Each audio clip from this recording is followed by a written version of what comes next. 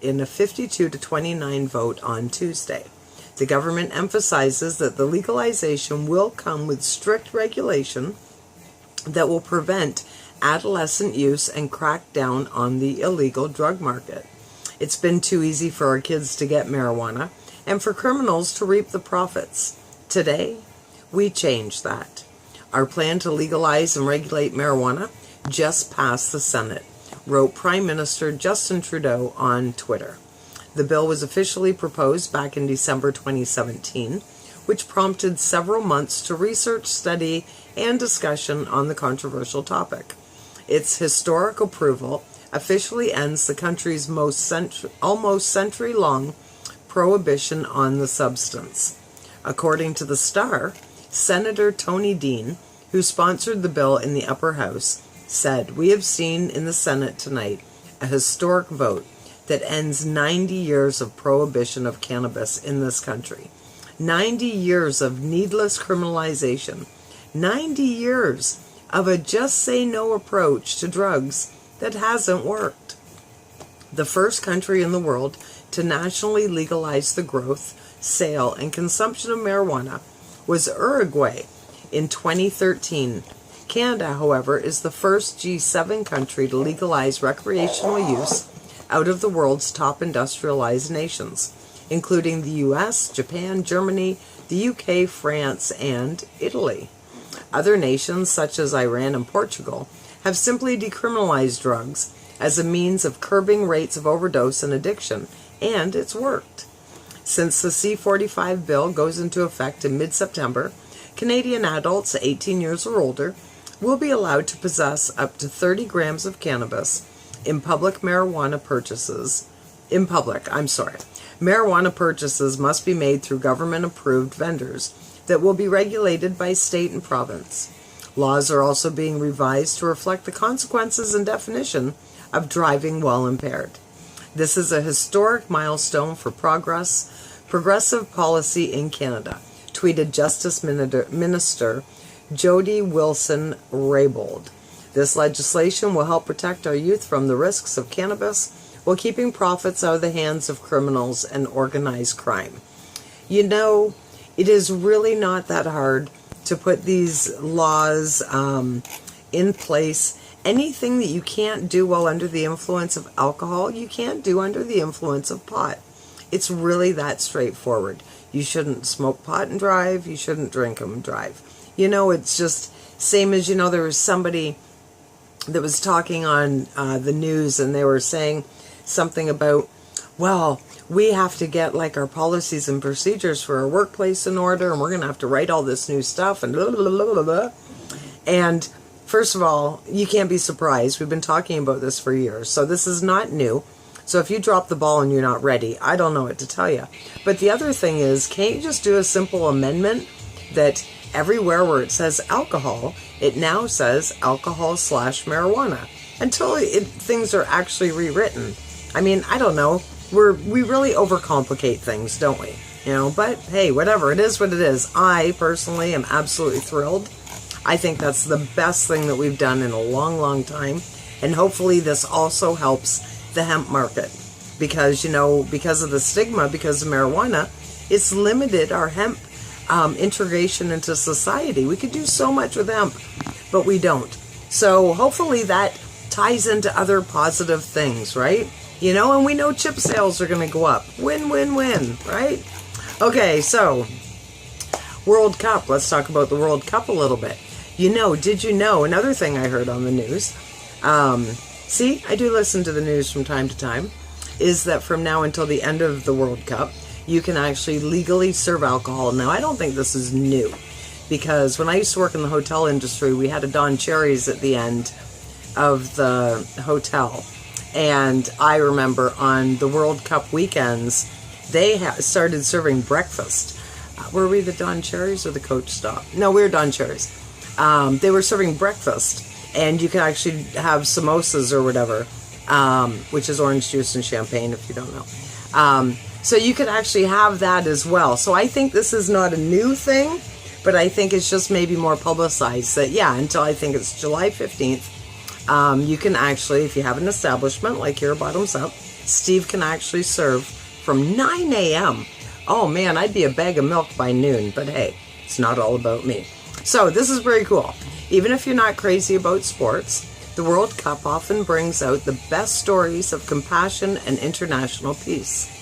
And this year's tournament in the Russian city of Sochi, I don't even know. You can tell I do not watch sports at all. Is no exception. For starters, the Japanese fans have made headlines for continuing their practice of respectfully picking up trash and cleaning up stadiums after their games. According to a translation of a video that was shared, it went viral. A Colombian man filming the Japanese fans can be heard praising the nation's culture and scolding his own people for not following their example. However, a photo is later published to the World Cup Twitter page depicting Colombian and Mexican fans hoisting up an Egyptian man in a wheelchair so he can watch his team play. The Egyptian team had been playing against Uruguay when the photo was taken, and despite how the spectators were only watching the game on a screen at the FIFA fan zone in Moscow, they were still more than happy to carry the disabled man on their shoulders. How awesome! Not to be outdone, I picked every hard word, I think, didn't I? Not to be outdone, the Senegalese fan base took after the Japanese and started to clean up a stadium after their team's historic win against Poland. The World Cup 2018 Twitter page published video of the sweet gesture, saying that it was the best thing you will see today. And finally, the Mexican fan base was hailed for winning hearts across the internet when they were photographed handing out sombreros to disabled Russians. The gesture wasn't just extended to fans in wheelchairs either. According to Good News Network's Russian correspondent, Timothy Yakovets, the sombreros were basically just being given to any person who shared their love for the World Cup. I think it's a wonderful thing that the World Cup brings so many nations and people together and get to learn and exchange these kinds of things.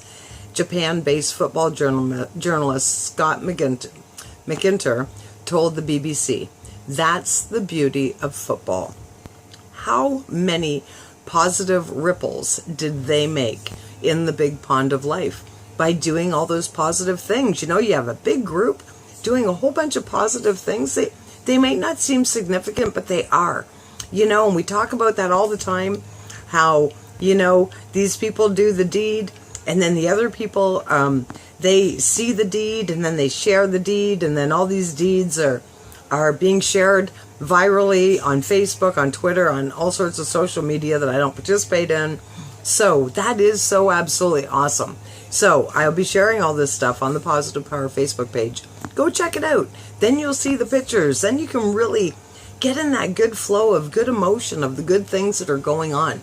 This is the way we are going to lift this planet up together. And then my last story today is a little bit cute. It's very cute. But it's on not a big world scale, but it's equally important.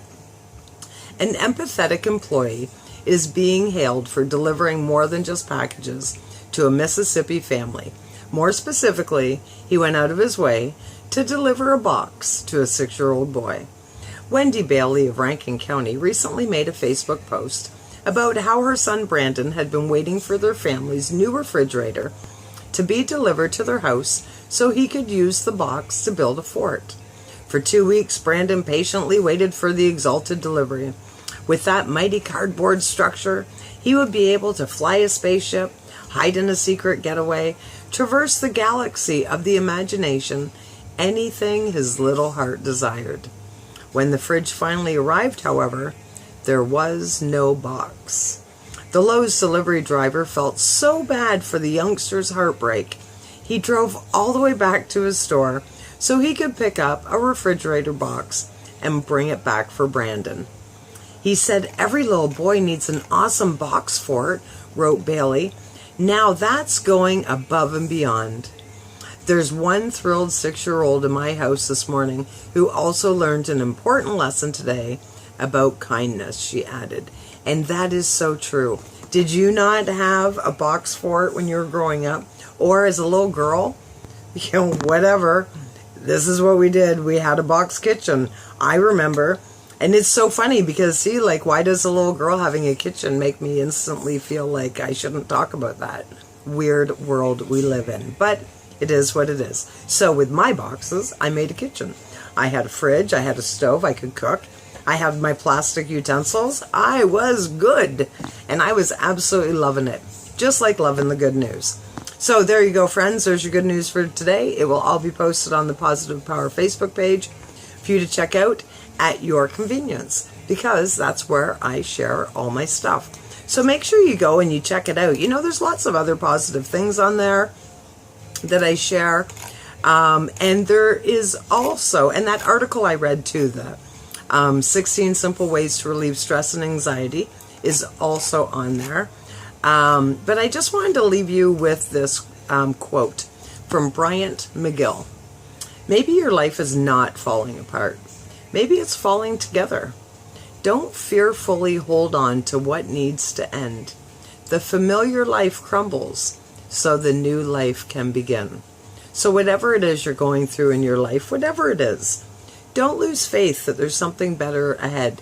Don't lose faith that, the good does prevail. We're in messy times right now. There is no doubt.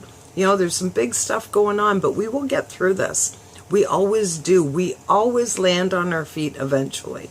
It's just getting to that point. So, believe in yourself, believe in your dreams, believe that anything is possible. Because I promise you, my friends, it totally is. So there you go. There's the good news, a little bit of words of wisdom for you, and hopefully that carries you over through this weekend.